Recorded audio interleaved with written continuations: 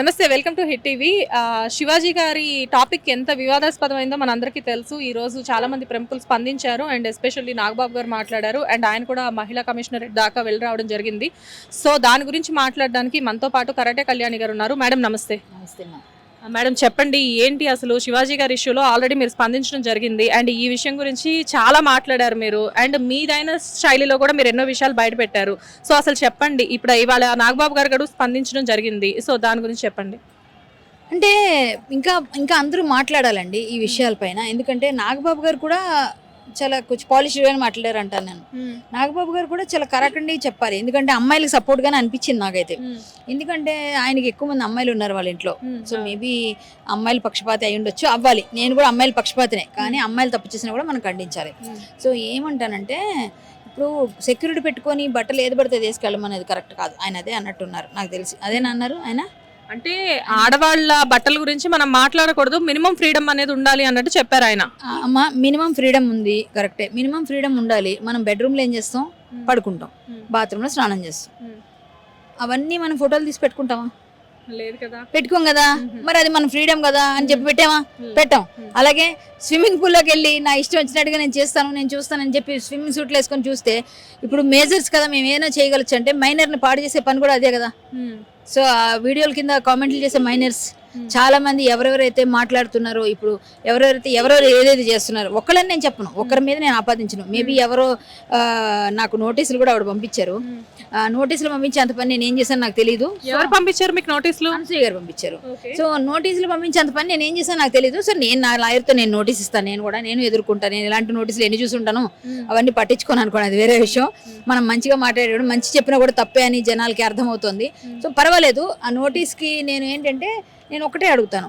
ఇప్పుడు ఆవిడ నాకేం శత్రువు కాదు, ఆవిడతో నాకు శత్రుత్వం లేదు. నాకు ఆవిడ కొలీగే. నేను చాలాసార్లు కలిసాము, చాలాసార్లు విషయాల్లో. అంటే ఆవిడ యాంకర్ అవ్వచ్చు, మేము ఆర్టిస్ట్ అవ్వచ్చు. ఇప్పుడు ఆవిడ కూడా ఆర్టిస్ట్. చాలాసార్లు ఈ షోస్లో కలుస్తాము, అంటాము గట్టిగా. ఆమె నేను హగ్ చేసుకుంటాను, ఆమె నేను హగ్ చేసుకుంటుంది. బట్ ఆమె మాట్లాడి, ఆమెకు అవసరం లేకుండా వచ్చి దూరి ఆమె మాట్లాడినప్పుడు ఆమెను చూపించి మీలాంటి టీవీ వాళ్ళు, ఇదిగోండి ఈవిడ ట్వీట్ చేశారు, ఇప్పుడు నాగబాబు గారి పేరు మీరు ఎలా తీసుకున్నారో అలాగే ఆవిడ పేరు కూడా తీసుకొని నన్ను అడిగినప్పుడు, ఆ పేరుకు వాళ్ళు తీసుకున్నారు కాబట్టి దానికి సంబంధించి మనం ఎక్స్ప్లెనేషన్ ఇవ్వడం వల్ల కొన్ని మాటలు చెప్పుంటాం. ఆవిడ అంత ఇబ్బంది పెట్టే విధంగా నేనేం చెప్పలే, మామూలుగానే చెప్పా. కాకపోతే ఆవిడ అట్లా హట్ అయి ఉంటుంది, మేబీ అలా ఏదో పెట్టుకున్నారు. సో నేనేమంటానంటే, ఆ అవకాశం ఎవరిచ్చారు నాకు మాట్లాడడానికి? మీరే కదా ఇచ్చింది. డెఫినెట్ గా కదా మేడం. ఇప్పుడు నేనైతే ఆవిడ పేరు తీయలేదు, ఆవిడ దగ్గరికి వెళ్ళలేదు. అలాగే శివాజీ గారు ఆవిడ పేరు తీయలేదు. ఆవిడే వచ్చి మాట్లాడినప్పుడు ఆవిడ గురించి జనాల్లో మాట్లాడుకుని, పబ్లిక్ ఫిగర్ గురించి పబ్లిక్గా మాట్లాడుతున్నప్పుడు పబ్లిక్లో ఉన్నవే మాట్లాడాం. అంటే ఇక్కడ ఆవిడ స్పందించింది కూడా, మొదట మాట్లాడినప్పుడు ఆవిడ ఒక షాప్ ఓపెనింగ్ గురించి ఆవిడ వెళ్తే, మొదట ఆవిడ్ని ఒక మాలాంటి ఒక జర్నలిస్ట్ అడగడం జరిగింది. అడిగినప్పుడు ఆవిడ స్పందించిన తీరు నార్మల్ గానే ఉంది. కాకపోతే తర్వాత ఆ ఇష్యూ అనేది హైలైట్ అవ్వడం జరిగింది. అండ్ మీలాంటి కొంతమంది ఆర్టిస్టులు కూడా దీని గురించి మాట్లాడడం, అంటే మీరు సోషల్ యాక్టివిస్ట్ కూడా కాబట్టి దీని గురించి కొంచెం ఘాటుగా స్పందించారు అని చాలా మంది మాట్లాడుతున్నారు. దానికి మీరు ఏమంటారు? అవునండి, నేను ఎప్పుడు నేను ఘాటు, ఏ స్పందన అయినా అది ఘాటుగానే ఉంటుంది. కాబట్టి ఎందుకంటే నేను కరెక్ట్గా ఉన్నది ఉన్నట్టు నేను చెప్పేస్తా కరాఖండిగా. నన్ను ఎవరో మెచ్చుకుంటారనో తిడతారనో, తిట్టినా కూడా నేను స్పందించిన సందర్భాలు ఉన్నాయి. చాలాసార్లు తిడుతూనే ఉంటారు, మీకు తెలుసు. కింద కామెంట్లో తిడతారు, నీకు అవసరమే అంటారు. అలాగే అందరినీ అంటారు. ఇప్పుడు నన్ను తిట్టారు, ఒక్కొక్కసారి ఒక్కొక్కరిని తిడుతూ ఉంటారు. అది కామన్గా ఉంటుంది. సో మనము అవన్నీ పట్టించుకుని మనం వెళితే మనం సమాజానికి ఏం మెసేజ్ ఇవ్వాలి, ఏం చేయగలం అన్నది లేదు. సమాజం కోసం పనిచేసేటప్పుడు తప్పులు ఒప్పులు చాలా జరుగుతాయి, దొర్లుతాయి. కానీ సమాజాన్ని మనం ఎడ్యుకేట్ చేయాలన్నప్పుడు, సమాజం కోసం మంచి పని చేసేటప్పుడు తిట్లు కూడా స్వీకరించాలి. అవి నేను ఎప్పుడు అనుకుంటేనే ముందుకెళ్తాను. ఘాటుగానే చెప్పాను, ఘాటుగానే చెప్తాను. ఆవిడనైతే నేను ప్రత్యేకించి ఏమైనా టార్గెట్ చేసి అయితే నేనేం మాట్లాడలేదండి. బట్ వాళ్ళు తీసుకున్నారు, నేను ఇచ్చే రిప్లై ఇస్తాను, నా ఫైట్ నేను చేస్తాను. ఆమె నేను శత్రువుగా భావించిందేమో నాకు తెలియదు. నేనైతే ఆవిడని ఎప్పుడు శత్రువుగా భావించను కూడా. ఎవరిని నాకు శత్రువుగా తీసుకోను, నాకు అవసరం లేదు. అండ్ శివాజీ గారు ఇవాళ ఆయన బహిరంగంగానే మాట్లాడిన తర్వాత క్షమాపణలు చెప్పడం జరిగింది. అండ్ ఇవాళ మహిళా కమిషనరేట్ దగ్గరికి కూడా వెళ్ళేసి వచ్చారు ఆయన. సో చాలా మంది ఇండస్ట్రియలిస్టులు, కొంతమంది ప్రకాష్ రాజ్ గారు కానివ్వండి, నాగబాబు గారు కానివ్వండి, ఇంకా కామెంట్స్ చేస్తూనే ఉన్నారు. దాని గురించి ఏమంటారు? అందరూ మాట్లాడాలమ్మా, మాట్లాడితేనే కదా చర్చ జరిగితేనే సమాజంలో వాతావరణం కరెక్ట్గా, ఏది కరెక్ట్ ఏది రాంగ్ అనేది తెలుస్తుంది జనాలు. ఇప్పుడు శివాజీ గారికి సపోర్ట్ ఉందా, అనసూయ గారికి సపోర్ట్ ఉందా మీరు చెప్పండి. ఓపెన్గా చెప్తే శివాజీ గారికి 99.9% ఉంది. 1% 10% ఏం కూడా 10% కూడా లేదు, 1% ఉంది నాకు తెలిసి. సో అంతమంది ఎందుకంటున్నారు, ఆడవాళ్ళు కూడా సపోర్ట్ చేస్తున్నారంటే అతను చెప్పిన దానిలో నిజం లేదంటారా? అర్థం చెప్పడం తప్పుంది, చెప్పే విధానం చాలా తప్పుంది. నేను కూడా ఖండించాను, ఆయన కూడా సారీ చెప్పారు అందరికీ, అక్కడతో సమసిపోయింది. ఆయన సారీ ఆయన అర్థం చేసుకుని అయ్యో నేను తప్పు దొరికింది నా మాటల్లో అని క్షమాపణ చెప్పారు. ప్రతి ఆడపిల్ల కూడా సరేలే చెప్పారు కాబట్టి అయిపోయింది. క్షమాపణ చెప్పదు ప్రతి ఆడపిల్ల కూడా తిడతారు కదా ఆయన్ని. ఈరోజు ఆయన అందరూ ఎందుకు ఓకేలే ఆయన చెప్పిన దాని తప్పుని తెలుసుకున్నాడు అనుకున్నా. అలాగే తప్పు దొరలడం సహజం, దాన్ని సర్దిద్దుకోవాలి. ఇప్పుడు అనసూయ గారు కూడా కొంచెం ఆలోచించి మన సమాజం పట్ల బాధ్యత మనకు కూడా ఉంది, మనది బాధ్యత కల సమాజంలో ఉన్నాం అని అర్థం చేసుకొని ఆవిడ దాన్ని కొంచెం అర్థం చేసుకొని పెట్టాలి. మరి అలాగైతే అనసూయ గారు నిన్న పెట్టారు ఒక వీడియో, నాకేమో నిన్న ఈవినింగ్ నాకు ఇంటికి నోటీస్ వచ్చింది. నోటీస్లో ఏమనుంది, నేను చాలా వర్రీడ్గా ఉన్నాను, నా వల్ల నేను చాలా నా పిల్లలు నా ఇల్లు నేనైతే నిద్రలేమితో బాధపడుతున్నాను ఏవో ఇంకా రాశారు. డిఫర్మేషన్కి వేయడానికి సరిపడే విధంగా, ఈ డిఫర్మేషన్కి వేయడానికి సరిపడే విధంగా ఏదో రాశారు అన్నీ. ఎందుకు రాశారు అంటే వాళ్ళ కేసు కోసం వాళ్ళు రాద్దాం అనుకున్నారు. సరే అలాంటి అంత బాధలో ఉన్నవాడే నేను స్విమ్మింగ్ పూల్లో ఉన్న వీడియో ఎలా పెట్టగలిగారండి? బాధలో ఉన్నవాడు ఇంట్లో కూర్చోవాలి, లేకపోతే బాధపడుతూ ఏడుస్తూ ఉంటారు. అలాంటిది ఆవిడ అంత బాధలో ఉన్నవాడు స్విమ్మింగ్ పూల్లో వీడియో ఎట్లా పెట్టింది? ఆవిడ అంత బాధ కలిగితే కూడా అట్లాంటి వీడియోలు పెడతారా? మరి ఆ వీడియో ఇమీడియట్ డిలీట్ ఎందుకు చేశారు? అంటే ఇప్పుడు ఆ వీడియో దేనికి పెట్టారని మీరు అనుకుంటున్నారు? నాకు తెలియదు, అది ఆవిడే చెప్పాలి. నాకు తెలియదు. ఆ వీడియోలో ఆవిడంతా స్విమ్ సూట్లో ఉన్నారు.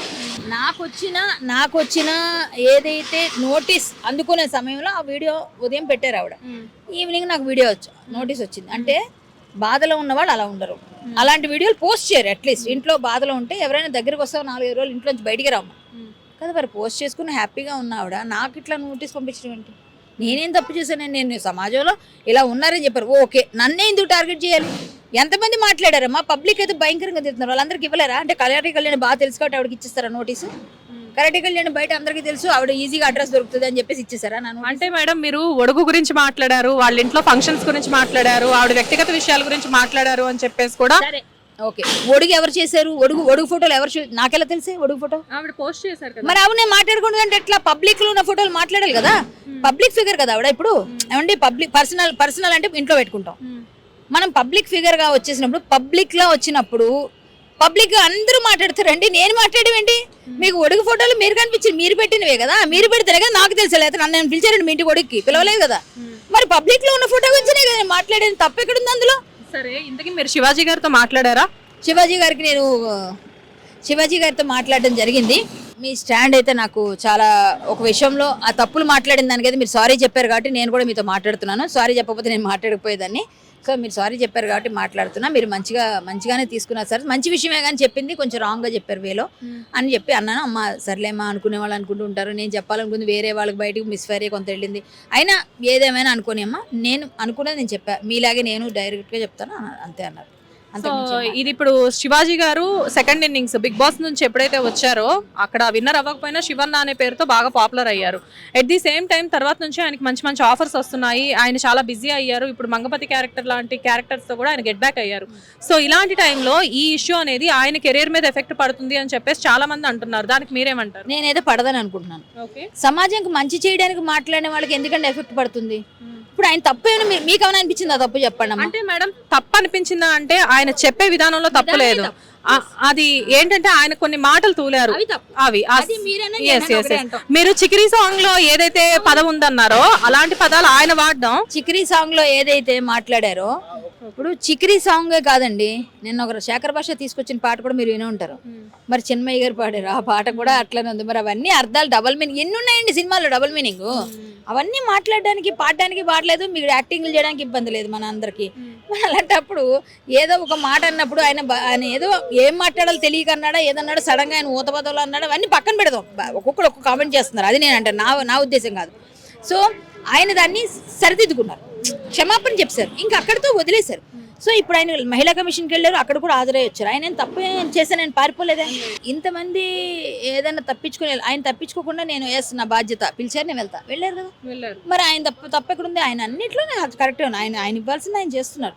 అమ్మా, మనం తీసుకునే విధానం మనం ఏదో పాపులర్ అవ్వాలని, మనకేదో ఉంది కదా, మనం ప్రతి నిమిషం వార్తల్లో నిలవాలని ఏ పని చేయకూడదు ఎవరైనా సరే. మేడం, ఇంకొక వీడియో దీని గురించి మీ దాకా వచ్చిందో లేదో నాకు తెలీదు. నా అన్వేషణ అనే యూట్యూబ్ ఛానల్ రన్ చేసే అన్వేష్ అనే పర్సన్ కూడా చాలా చాలా అభ్యంతరకరంగా మాట్లాడడం జరిగింది. ఆ వీడియో మీ దృష్టికి వచ్చిందా?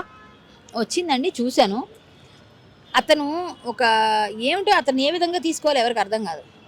ఆయన అసలు బ్యాలెన్స్ ఉందా లేదో తెలియదు, ఎప్పుడు ఎలా మాట్లాడతారో ఆయనకి తెలియదు. ఆయన కూడా మనం కన్సిడర్ చేస్తే వేస్ట్ అండి. గరికపాటి గారు లాంటి వాళ్ళ గురించి కూడా మాట్లాడారు. ఆయన ఎందుకు కన్సిడర్ చేయాలి? ఇంకా మనం అతని గురించి మాట్లాడమే వేస్ట్ కదా. మనం ఆయన గురించి మనకెందుకండి? ఆయన పనేదో ఆయన డబ్బులు సంపాదించుకోవడానికి వీళ్ళందరినీ వాడుకోవడం తప్ప మాటల్లో అవసరమే ఉంది. మాకేం అవసరం లేదు ఆయనతో మాట. ఆయన గురించి నాకు ఇంట్రెస్ట్ లేదు మాట్లాడే. ఎందుకంటే ఆడవాళ్ళు అతను ఇష్టం వచ్చినట్టుగా ఆటగాళ్ళని పిచ్చి పిచ్చిగా ఎక్కడ అమ్మాయిలతో ఏం తిరగాలో ఎలా తిరగాలో చూపిస్తున్న వాళ్ళ గురించి నేను ఎట్లా మాట్లాడతానండి? అమ్మాయిలతో ఎలా ఎంజాయ్ చేయాలో చెప్తున్న వాళ్ళతో మాట్లాడమంటారా? నాకు అవసరం లేదు అతని గురించి, నాకు సంబంధం లేదు. అలాంటి వాళ్ళే నేను అసలు పట్టించుకోను. టాప్ హీరోయిన్స్ అయితే లైక్ ఇప్పుడు పాయల్ రాజ్పుత్ గారు లాంటి వాళ్ళు కూడా స్పందించడం జరుగుతుంది ఈ ఇష్యూ మీద. కానీ ఇది నెగిటివిటీ రోజు రోజుకి క్షమాపణలు చెప్పిన తర్వాత కూడా నెగిటివిటీ పెరిగిపోతుంది అని చెప్పేసి అంటున్నారు. సో దీన్ని ఎప్పటికీ ఒకరికొకరు చైన్ లింక్ సిస్టమ్ లాగా ఒకరికొకరు చెప్పుకుంటూ నువ్వు మాట్లాడని అందరూ అనుకొని వస్తున్నారు. ముందు ఎవరు రాలేదు. ఆఖరికి ఏమవుతుంది, ఆయన క్షమాపణ చెప్పినా కూడా మాకు ఇంకా మా ఇష్టం విప్పుకొని తిరుగుతానంటే జనాలు చూస్తారమ్మా, చూసి ఆనందపడతారు. కానీ నేను అలాంటి వాళ్ళు ఒప్పుకోరు. ఎందుకంటే నువ్వు విప్పితే నా కొడుకు చెడిపోతాడు, నువ్వు విప్పితే నా తమ్ముడు చెడిపోతాడు, నువ్వు విప్పితే నా భర్త చెడిపోతాడు. సో ఏంటి నా పరిస్థితి? సామాన్యంగా మాట్లాడుకునే మనుషులు, నాకంటే ఇప్పుడు హస్బెండ్ లేకపోవచ్చు, ఉన్నవాళ్ళు అనుకుంటారు కదా, అది నేను చెప్తాను. వాళ్ళ పాయింట్ ఆఫ్ వ్యూలో నేను చెప్తున్నా. సో నా ఇంట్లో పిల్లల్ని చెడగొట్టే హక్కు నీకు ఎక్కడ ఇచ్చారు? సో నువ్వు మేజర్ అని చెప్పి ఏదైనా ఇప్పుతానంటే మైనర్లు చెడగొడుతున్నారని నేను కేసు వేస్తా. సో ఇప్పుడు ఏంటి మేడం ఈ సమస్య అనేది ఎప్పటికీ కంప్లీట్గా స్టాప్ అయిపోతుందని మీరు అనుకుంటున్నారు? ఏమోనండి, నాకైతే ఇది చిలికి గాలివాన్ చేస్తున్నారు. నాకైతే అంతగా ఏం అర్థం కాని. అంటే నేనైతే నా స్టేట్మెంట్లు ఇస్తూనే పోతా, నేనేం ఆగను. ఎందుకంటే నేనేం భయపడను. నాకెవరు నోటీసులు పంపించినా ఆఖరికి జైల్లో పడినా కూడా నేను మాట్లాడతా ఇలాగే. ఎందుకో తెలుసా? అంటే నేను అంత స్ట్రాంగ్ తీసుకుంటా. ఒకసారి స్టాండ్ తీసుకుంటే స్టాండే. నువ్వు ఏం చేసుకున్నా నేను ఇలాగే ఉంటాను. అంటే మీకు శివాజీ గారికి ఏదైనా మంచి ఫ్రెండ్షిప్ కానీ అలా ఎప్పుడైనా చూసారా మీరు? అసలు నేను ఎప్పుడు ఆయనతో మాట్లాడలేదండి. మీరిద్దరు యాక్టర్సే కదా? నో ఆయన ఎప్పుడో ఆయన నటించే సినిమా ఏదో అహో బ్రహ్మ ఓహో శిష్య టైంలో కొత్తలో నేను వచ్చాను. అప్పుడు నాకు వచ్చి కొంచెం రోజులు అయిందేమో, కానీ ఆయనతో అప్పుడే చూసాను నేను ఆయన అక్కడ సెట్లో. అంతవరకు శివాజీ గారు నేను పెద్దగా ఎప్పుడు డైరెక్ట్ చూసింది లేదు. సెట్లో చూసా, అది కూడా నానక్రామ్గూడ స్టూడియోలో చూసా. అంతవరకు ఆయన ఎప్పుడూ మాట్లాడలే. ఎక్కడైనా ఓట్ల ఎలక్షన్లో వచ్చేప్పుడు ఓటేయడం కదా హలో అమ్మా అంటారు, వెళ్ళిపోతారు. ఎప్పుడు ఆయనతో నేను మాట్లాడలే. ఎప్పుడు ఆయన ఫోన్ చేయలే, మీరు కావాలంటే నా ఫోన్ ఇస్తా, నా రికార్డులు తీసుకోండి, నాకు అలవాటు లేదు. నేను మొన్న మాట్లాడారా అంటే మొన్న నేను ఫోన్ చేశా. ఎందుకు ఫోన్ చేశానంటే బాగా మాట్లాడారు సార్ అని చెప్పడానికి ఫోన్ చేశా, ఇంతే. అప్పుడు కూడా ఆయన థ్యాంక్స్ అమ్మా అన్నారు, అంతే. అంతకుమించి మీరు కూడా సపోర్ట్ చేశారమ్మా, థ్యాంక్ యూ. ఆయన నాకు ఏ ఫ్రెండ్షిప్, నాకు ఎవరితో మీకు విషయం తెలుసా, ఇండస్ట్రీలో నాకు ఎవరితో ఫ్రెండ్షిప్లు ఉండవు. ఎందుకంటే యథార్థవాది, లోక విరోధి. అందరికీ నేను కోపమే, అందరికీ నా మీద పడదు. ఇప్పుడు ఈవిడితో పాటు ఈవిడితో పెట్టించడానికి కాడకులు వెనకాల ఎవరు ఉన్నారు నేను ఎతకాలి ఇప్పుడు. అంతే కదా, ఈవిడ పెట్టినప్పుడు వీడు వెనకాల ఎవరు ప్రొవోక్ చేశారు అవన్నీ వెతకాలి ఇప్పుడు నేను. నో ప్రాబ్లం, ఎవరైనా నేను డేర్ ఇలాగే ఉంటా. నేను తప్పు చెప్పలే, తప్పు మాట్లాడలే. నా సంస్కృతి సంప్రదాయాల గురించి నేను మాట్లాడా. మీకు ఆ రోజు ఒడుగులో వేసుకున్నాను, ఇప్పుడు కూడా చెప్తున్నా. మీరు పెట్టిన ఒడుగు ఫోటోలు చూసి నేను మాట్లాడా. ఆ రోజు మీరు వేసుకోలేదు కదా, ఆ రోజు మీరు అట్లా వేసుకోలేకపోయారు. అదే మీరు ఎక్కడో వేసుకున్నారు. మీ పర్సనల్ పార్టీలు మాకు అనవసరం. సంస్కృతి సంప్రదాయాలు మీకు తెలుసు, తెలియకపోతే తప్ప అని అడిగాను. నేనేమమ్మా నేను బూతులు తిట్టానా, నేను ఇంకోటి అన్నానా? మీరు నోటీస్ ఇచ్చారు, నేను రిప్లై ఇస్తా, నా లాయర్ ఇస్తారు. మీరు నోటీస్ ఇస్తే నేను ఇవ్వాలి. మీకైతే వాక్ స్వాతంత్రం, నాకు లేదా? అంతే కదా, మీకైతే వాక్ స్వాతంత్రమా, నాదైతే కాదా? నాకు అదే రాజ్యాంగం ఇచ్చింది. రాజ్యాంగం అయితే బట్టలు ఇప్పుకోమని చెప్పలేదు, రాజ్యాంగం వాక్ స్వాతంత్రం మాత్రం ఇచ్చింది. ఇప్పుడు మీరు కూడా మూవీస్ లో కొన్ని క్యారెక్టర్స్ చేసినప్పుడు మీ డ్రెస్సింగ్ స్టైల్ సినిమాల పరంగా చూస్తే ఒకలా ఉంటుంది. అండ్ మిమ్మల్ని ఒరిజినల్ గా మేము ఎప్పుడు చూసినా కానీ కరాటే కళ్యాణి గారు అంటే ఎప్పుడు శారీస్ లోనే మాకు దర్శనం ఇస్తూ ఉంటారు. సో డ్రెస్సింగ్ సెన్స్ మీద మీకున్న పర్సనల్ ఒపీనియన్ ఏంటి అసలు? సినిమాల్లో నేను చేసిన కొన్ని సినిమాల్లో బయట జార్చే వేషాలు, అంటే మధ్యలోంచి బయటేసే వేషాలు వేసినప్పుడు ఆ క్యారెక్టర్ బట్టి క్యారెక్టర్కి అవసరం కాబట్టి చేశా. నేను చేయలేదని చెప్పలే, మొన్న నేను డైరెక్ట్ లైవ్లో కూడా చెప్పాను, నేను చేశాను నేను క్యారెక్టర్స్. కానీ మీరు నన్ను ఎక్కడైనా వెతకండి, మీరు బోతద్ద వేసి వెతకండి, జీన్స్ కానీ చుడీదార్ కానీ చీర కానీ, ఇంకా వేరే ఏదైనా షార్ట్స్ మినీస్ లేకపోతే ఎక్కడైనా అర్ధనగ్నంగా నాది ఎక్కడైనా కనిపిస్తే నాకైనా చూపించండి నా ఫోటో. డ్రెస్సింగ్ అనేది మన పర్సనల్, నేను ఒప్పుకుంటా. కానీ మనం సమాజంలో ఉన్నప్పుడు ఒక కాంక్రీట్ జంగిల్లో లేము మనం. అంటే కాంక్రీట్ జంగిల్ అంటాం ఇది, కానీ జంగిల్లో లేము మనం, కాంక్రీట్ జంగిల్లో ఉన్నాం. కాంక్రీట్ జంగిల్లో ఉన్నా కూడా అడవిలో ఉన్న వాటికి కూడా వాళ్ళకి విలువలు లేవు, వాటికి తెలీదు, నోరు ఉండదు, మాట్లాడరు. మనం మాట్లాడతాం, మనం చూస్తాం, పాడతాం, ప్రతిదానికి ఇది అవుతాం.